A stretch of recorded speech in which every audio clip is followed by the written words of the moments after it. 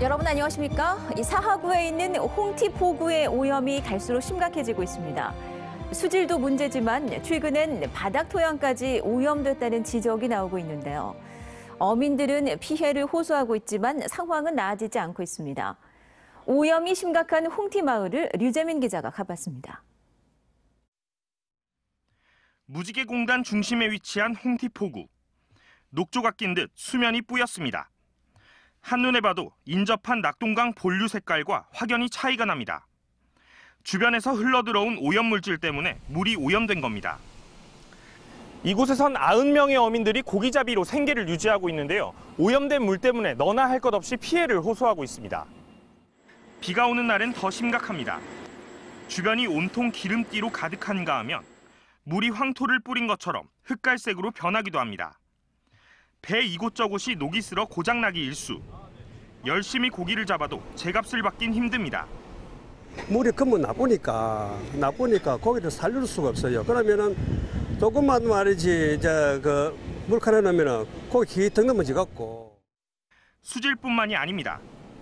선착장 아래 토양 오염도를 조사해 보니 유기물 오염도와 중금속은 환경 허용 기준치를 훌쩍 넘었습니다.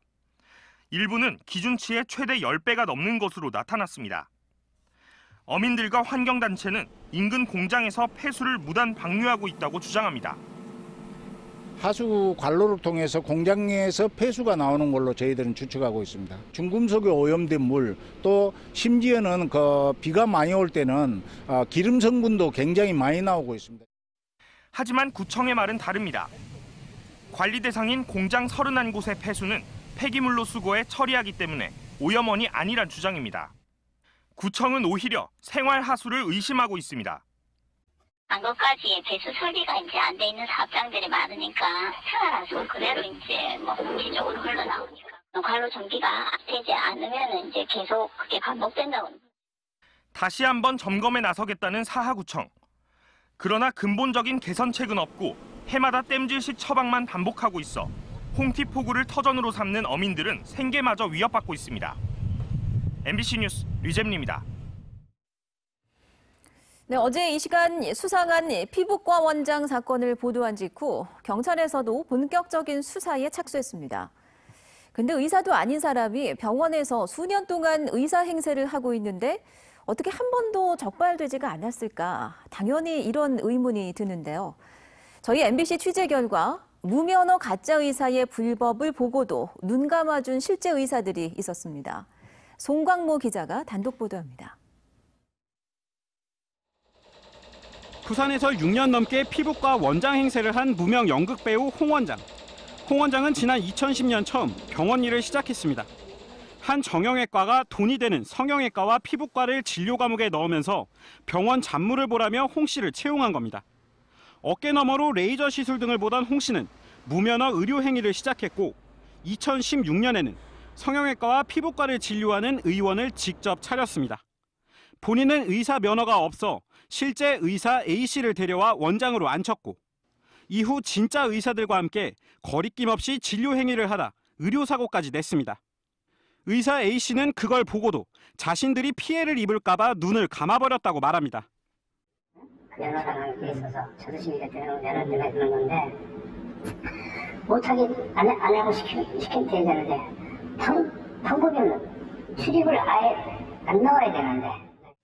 또 다른 의사 B씨는 홍 원장의 무면허 시술도 참관하고 홍 원장 환자들을 대상으로 수술까지 집도한 것으로 전해졌습니다.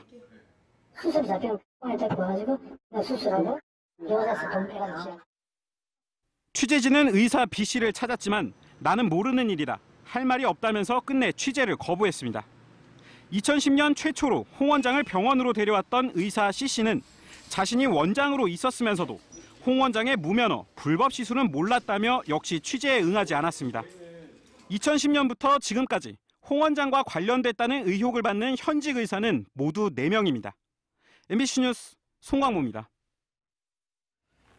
네, 부산 최초의 유럽 직항 노선인 핀란드 헬싱키 노선이 열렸다는 소식 어제 이 시간 전해드렸는데요. 이제 내년 3월 운항이 시작되면 부산 시민들은 유럽의 주요 도시로 갈 때 시간과 비용을 모두 줄일 수 있을 것으로 보입니다. 이만은 기자입니다. 핀란드 헬싱키는 북극 항로를 이용하는 북반구 국가들에게 유럽행 최단거리 하늘길을 제공하는 대표적인 관문공항입니다. 이 항로를 이용하면 우리나라에서 헬싱키 공항까지 9시간 만에 도착할 수 있습니다. 헬싱키에서는 유럽 대부분의 대도시들을 3시간대에 연결할 수 있습니다. 프랑스 파리까지 3시간, 영국 런던까지 3시간, 이탈리아 로마까지도 3시간 반이면 충분합니다. 유럽으로 가는데 걸리는 시간도 30% 이상 줄어듭니다.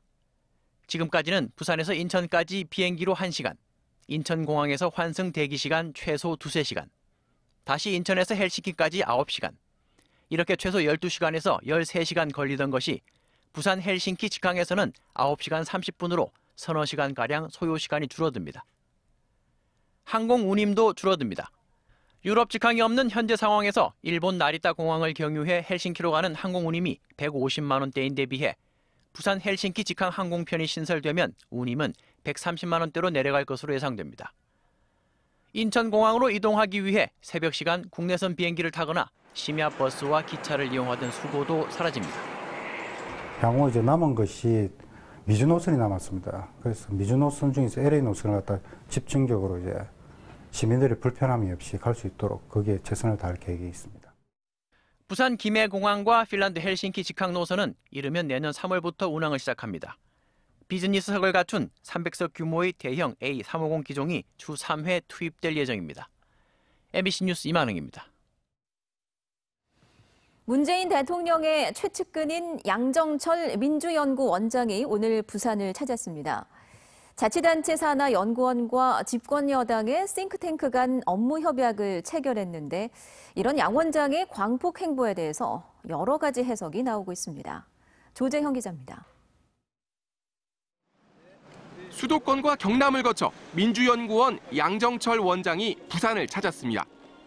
대통령의 복심으로 불리는 양 원장은 원장 취임 당시 총선의 병참기지가 되겠다는 발언으로 주위를 깜짝 놀라게 했습니다. 서훈 국정원장과의 회동이 알려지면서 논란은 더욱 증폭됐습니다. 이번 지역 행보 역시 내년 총선을 대비하기 위한 것 아니냐는 의심을 사고 있습니다. 이런 분위기를 의식해서인지 양 원장은 선거 관련성에 대해선 단호히 선을 그었습니다. 선거랑 관계없이 부산 발전에 여야가 있을 수 없잖아요. 그러니까 좋은 정책, 좋은 연구를 통해서 민주연구원과 정책 업무 협약을 맺은 부산연구원은 지역 현안이 입법으로 이어질 수 있는 통로가 마련됐다며 기대감을 나타냈고 오거돈 시장도 앞선 면담에서 동남권 관문공항을 언급하며 정책 공조의 필요성을 강조했습니다. 정치적인 문제가 아닙니다. 이건 경제의 문제고 우리 부산의 발전을 위한 100년 대계의 문제이기 때문에 이 부분에 대해서 여야 구분 없이 우리가. 하지만 야당은 양 원장의 행보를 두고 연일 비난의 목소리를 높이고 있습니다. 총선을 앞두고 정당 싱크탱크와 시도 산하 연구원들이 개별적인 협약을 체결하는 것은 시도지사의 당적에 따라서 불필요한 오해를 낳을 소지가 크기 때문에 특히나 PK 지역이 내년 총선 최대 격전지로 예상되고 있어 지자체 수건 사업의 총선 공약화 작업 여부 등 양 원장의 행보 하나하나에 지역 정치권이 민감한 반응을 보이고 있습니다. MBC 뉴스 조지영입니다. 요즘 금값이 많이 올랐습니다. 연초보다 9% 이상이 올랐는데요. 이건 안전자산치고 상승폭이 매우 큰 겁니다. 이렇게 금값이 오르자 투자자들도 금시장으로 몰리고 있습니다. 정은주 기자입니다. 동구 범일동의 금은방 거리입니다. 3.75g 금 한 돈, 아기돌 반지가 소매가로 현금 21만 원 선에 판매되고 있습니다. 연초에 비해서 지금 현재 중반기에 금값이 많이 인상되었기 때문에 현재 돌반지 행사나 이런 데 돌반지를 하시는 분들이 현금으로 많이 돌아서고 있고 또 재산 투자 목적이나 보유분으로 생각하시는 분들이 금을 대량으로 많이 사가시고 있습니다. 미중 무역 분쟁으로 인한 경기 부진 등으로 안전자산에 대한 선호도가 높아지면서 금을 찾는 투자자들이 많아졌습니다. 지난달 한국거래소의 금 거래량은 557kg으로 지난해 8월 이후 최대치를 기록했고 시중은행에서도 골드바를 찾는 고객이 늘었습니다. 올 한 달 동안 판매한 게 거의 1, 2, 3, 4월 판매 금액 합계보다 2배 정도 될 정도로 5월 들어서 굉장히 판매가 많이 되고 문의도 굉장히 많거든요. 오늘 한국거래소 금시장에서 거래된 금값은 종가 기준 1g당 55,530원으로 연초보다 9% 이상 올랐습니다. 같은 기간 국제 금값 상승률은 3%대에 그쳤습니다. 국내 금값 상승률이 더 높은 건 환율이 반영됐기 때문으로 원달러 환율이 오른 만큼 금값도 더 오른 겁니다. 국내 경기 침체에 따른 위험자산 회피 심리와 국제 금가격 급등 그리고 환율 영향으로 국내 금가격은 연초 대비 약 9% 이상 상승한 것으로 나타났습니다. 하지만 금값에 대한 향후 전망은 엇갈립니다.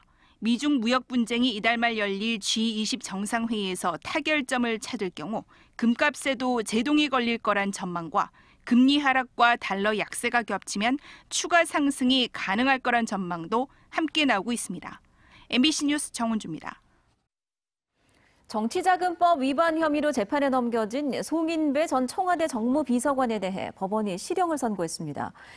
의정부지법 고양지원 형사 1단독 재판부는 충북의 한 골프장에 고문으로 이름만 올린 뒤 급여 형식의 정치자금 2억 9천여만 원을 받은 혐의로 기소된 송인배 전 청와대 정무비서관에 대해 징역 1년에 집행유예 2년을 선고했습니다. 르노 삼성차가 내일부터 야간 가동을 전면 중단하는 등 부분 직장 폐쇄에 들어갑니다. 르노 삼성차는 생산 효율을 높이기 위해서 내일부터 주간 근무조만 운영하고 2교대 근무도 1교대로 바꾸는 등 근무 형태 변경을 노조에 통보했다고 밝혔습니다. 이에 대해 노조는 사측의 조치가 전면 파업을 무력화하기 위한 조치라며 강력 반발하고 있습니다.